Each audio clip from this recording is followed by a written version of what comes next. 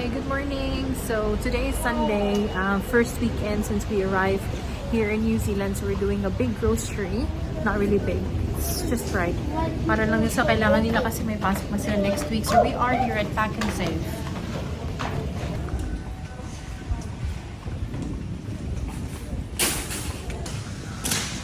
Yan, tingin lang kami ng onion. Yan. $2.49 a kg. Yan. Peaches. Nectarines. Yun. Favorite nila yan yung yellow na nectarine. Back to business tayo, guys.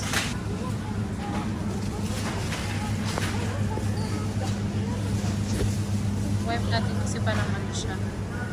Yan. Alin? Pili tayo ng patatas. Garlic na ako doon. Patatas. Saan yung patatas dito? Nawala.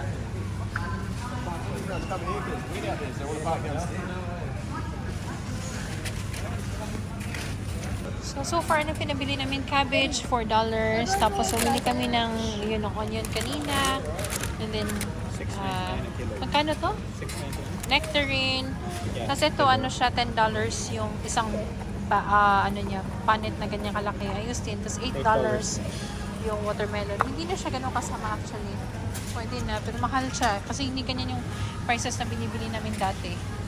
Ang beef naman din dito, guys, maganda talaga yung quality. And then, hindi siya ganun kamahal actually compared sa atin sa Pilipinas. Pero, the usual. Yan, steak na yan siya. Maganda na din yung marbling. Ayan, o. Makakain ka ng $700 in steak. It's not that bad. Tatlo na. Gawa tayo ng... Ayan yung pinamili namin. 186. As in basic lang. I can't believe how expensive it has gone here.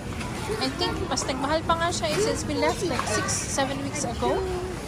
Ayun. Kasi ang kiwi, nagbubulok na lang yung kiwi fruit doon. Kasi baka hindi din kasi siya season. Nabubulok na lang siya na walang bumibili kasi $8 ang kilo, which is very unusual yung gano'n na price namin dito sa kiwi fruit. Pero yan yung binili namin. Hopefully it will last for 2 weeks. Yung ano namin, kailangan ko lang bumili ng konting meat kasi may mga gulay-gulay naman kami doon sa greenhouse. Sadly, ayan yung reality natin. Ano? I promise.